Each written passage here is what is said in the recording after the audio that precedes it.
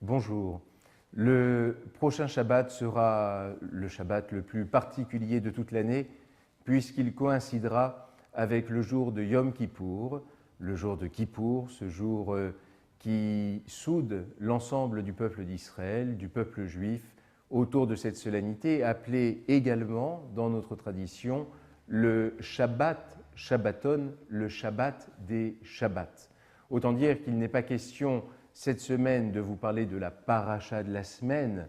Celle-ci est inexistante puisque Kippour va prendre le pas et ce sont ces 25 heures qui marqueront la journée de Kippour qui comptent pour nous à présent. Nous voici arrivés à quelques tout petits jours lorsque vous regardez à présent cette vidéo, à quelques tout petits jours de ce jour de Kippour.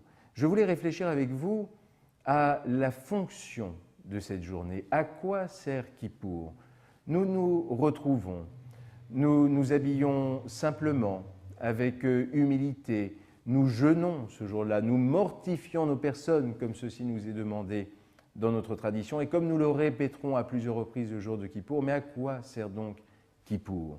Kippour n'est plus réellement le temps du repentir. Ce temps est encore celui de ces quelques jours avant Kippour, mais il sera trop tard le jour de Kippour. Non, Kippour est le jour de l'expiation des fautes, en tout cas nous le souhaitons ainsi, ce moment où Dieu nous inscrira dans le livre de la vie, dans le livre des mérites, c'est le jour du jugement.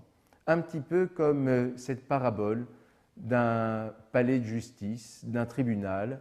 L'on va écouter les avocats, le procureur va rendre son réquisitoire, on écoute les uns et les autres, et puis arrive un moment où la sanction va être annoncée, et à ce moment-là, eh bien, il est trop tard pour implorer la clémence de ce tribunal. De la même façon, le jour de Kippour, il sera à ce moment-là trop tard. La fonction de Kippour est une fonction essentielle dans ce sens où ce jour-là, nous dit-on, nous devons demander pardon, ou en tout cas nous espérons l'expiation de nos fautes par Dieu, pour les fautes que nous avons commises uniquement, et j'aimerais insister sur ce point, vis-à-vis de Dieu.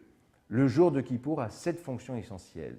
Les fautes que nous avons commises vis-à-vis de notre prochain, vis-à-vis des autres hommes, eh bien, sont des fautes que nous espérons déjà loin derrière nous, car tout le travail qui a précédé depuis Rosh Hashanah jusqu'à Yom Kippour, durant ces 10 jours redoutables, aura été un travail où nous serons allés à la rencontre de nos prochains, nous aurons avoué nos fautes et nous aurons demandé pardon pour ces fautes. Non, Kippour, c'est uniquement les fautes entre l'homme et Dieu, de l'homme vis-à-vis de Dieu. Quelles sont ces fautes? Eh bien, elles sont comprises en grande partie dans les 5 premiers des 10 commandements, des 10 paroles. Elles sont énumérées ici et puis elles sont plus vastes encore, bien évidemment. Mais rendez-vous compte qu'il nous apparaît à chacun d'entre nous plus simple de demander pardon à Dieu que de demander pardon à notre prochain. Face à notre prochain, nous sommes pleins de honte lorsqu'il s'agit d'avouer une faute et de demander pardon. Et l'on pourrait penser, parce que Dieu n'est pas visible, parce que Dieu n'est pas celui que nous pensons voir tous les jours comme notre prochain, nous pourrions penser qu'il est plus facile de demander pardon. Mais prenons conscience de ce que cela représente que d'avoir péché contre Dieu. Eh bien, ce jour de Kippour, nous devons mettre chaque minute de cette journée au profit de ce travail de repentir. Et puis, le Talmud vient nous dire une chose sur ces fautes que nous pouvons commettre vis-à-vis de Dieu comme vis-à-vis des hommes. Nous pourrions être tentés de nous dire, au fond, nous avons cette journée de Kippour une fois par an qui est là pour nous blanchir de ces fautes, pour effacer ces fautes, pour repartir à zéro.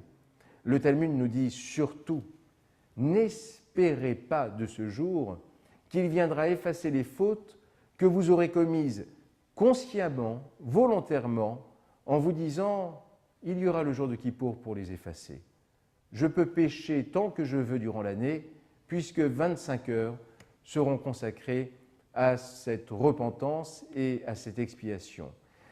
le pécheur qui a ceci en tête, eh bien ses fautes ne seront pas expiées, que ce soit vis-à-vis des hommes ou que ce soit vis-à-vis de Dieu, et ne nous méprenons pas sur le sens du col nidré, où nous demandons à ce que toutes les fautes et tous les vœux, surtout que nous avons faits par inadvertance ou un petit peu à la légère, soient effacés.